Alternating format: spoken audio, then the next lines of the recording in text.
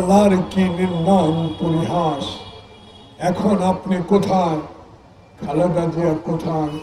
বাংলাদেশের মানুষ আজকে কোথায় দাঁড়িয়ে স্বাধীনভাবে প্রেস ক্লাবের সামনে আমাদের দুটি কথা শোনার সুযোগ পেয়েছে? একটি মাত্র কারণ আপনার অহংকার, আপনার অগণতান্ত্রিক কাজ, আপনার হাজার হাজার কোটি টাকা বাংলাদেশে চুরি করে বিদেশে পাচার, আপনার অহংকার। পিতাকে আপনি বাংলাদেশে চিরজীবনের জন্য বসিয়ে দিবেন, আপনার দলকে চিরজীবনের জন্য এখানে বসিয়ে দিবেন। আল্লাহর অহংকার। সেদিন 5 আগস্ট, যেদিন বাংলাদেশে আগস্টের পট পরিবর্তনের পর আপনি বলেছিলেন সুখের মাস, সেই সুখের মাসেই 5 তারিখে বৈষম্য বিরোধী ছাত্র জনতার আন্দোলনে আপনি সেদিন বিদায় নিতে বাধ্য হয়েছিলেন। প্রিয় ভাইরা, আজকে তার এই আত্মা, তার এই প্রেতাত্মা আবার বাংলাদেশে নতুন করে ষড়যন্ত্রের চেষ্টা করতে পারে। প্রিয় সাংবাদিক বন্ধুগণ, গতকালকে কি ঘটলো?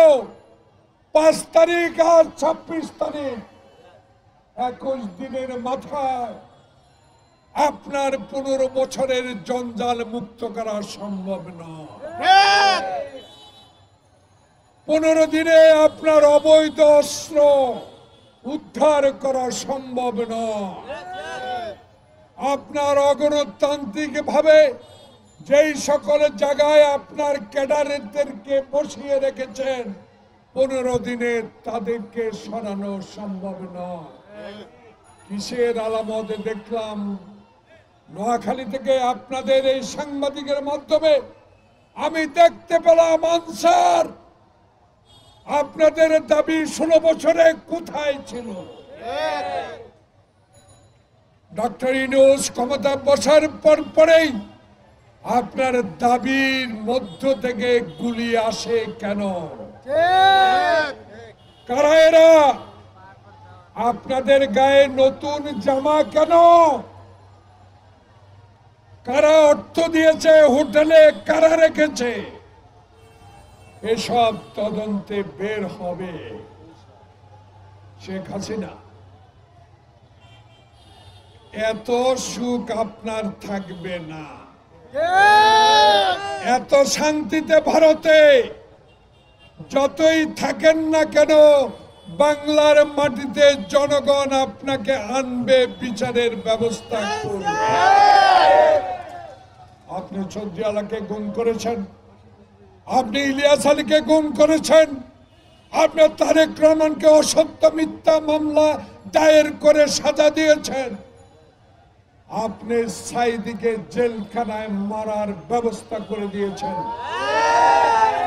বাংলাদেশে অগণিত মানুষকে আপনি হত্যা করেছেন আপনার বাহিনী দিয়া।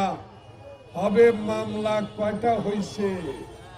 আরো মামলা হবে। ভারত বন্ধু যদি হও, ভারত যদি আমাদের বন্ধু হও, দয়া করে আপনার দেশে গণতন্ত্র হবে।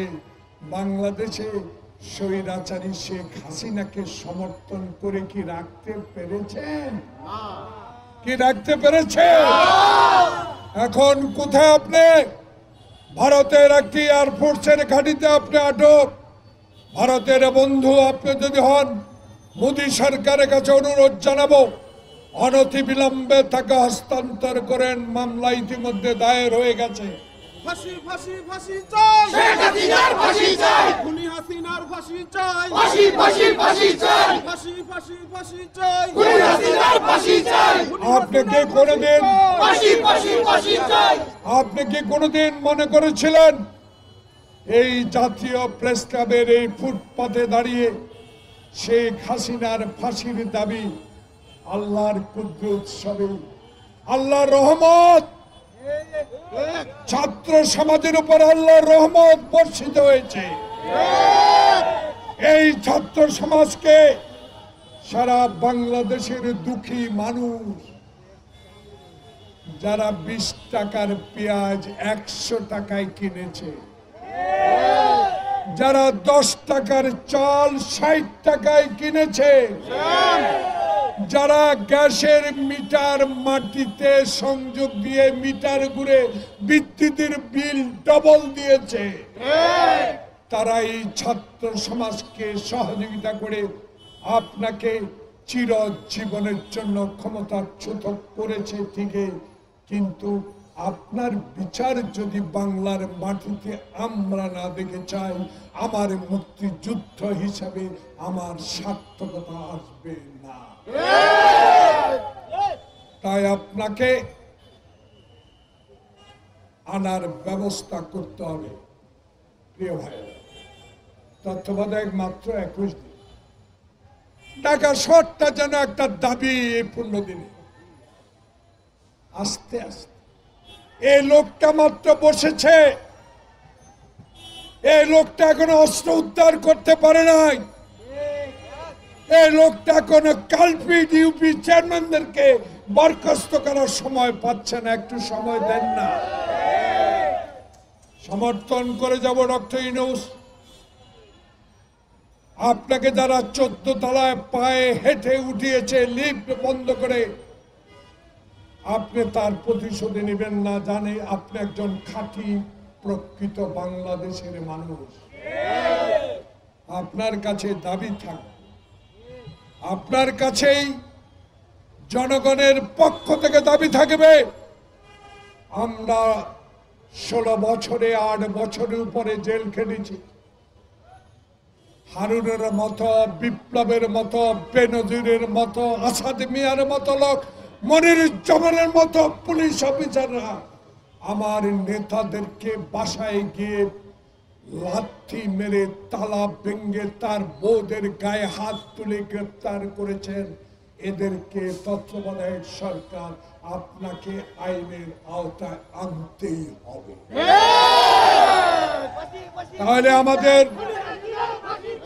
তাহলে আমাদের শান্তি। আপনার কাছে টাকা চাই না, আপনার কাছে ঠিকাদারি চাই না, আপনার কাছে ব্যবসা চাই না। আপনাকে আমরা সর্বাত্মক সহযোগিতা করব। আমার নেতা তারেক রহমান বলেছে, বাংলাদেশে হাসিনায় যেইভাবে ভোট করেছে এইভাবে নয়, এমন একটি ভোটের ব্যবস্থা করে দেন যেই ভোটে আমি এক ভোটে বাংলাদেশের মানুষের সেবা করার সুযোগ পাই। তাই আমাদের নেতার নির্দেশ, বাংলাদেশের তত্ত্বাবধায়ক সরকার আপনার কাছে অনুরোধ জানাবো। ইতিমধ্যে আমার নেতা মির্জা ফখরুল ইসলাম আলমগীর বলেছে, রোড ম্যাপ দেন, সবই দেন, আমরা আপনার সাথে আছি। কিন্তু একটা কিন্তু আছে, বাংলাদেশে আবারও অস্ত্রধারীরা চুপে চুপে এক হচ্ছে, পয়সাওয়ালারা এক হচ্ছে। এদের বিরুদ্ধে ষড়যন্ত্র হচ্ছে অনলাইন। বিএনপি গ্রুপ, ওলামা দল, সতর্ক হয়ে যান, এরা আবার ঢুকবে।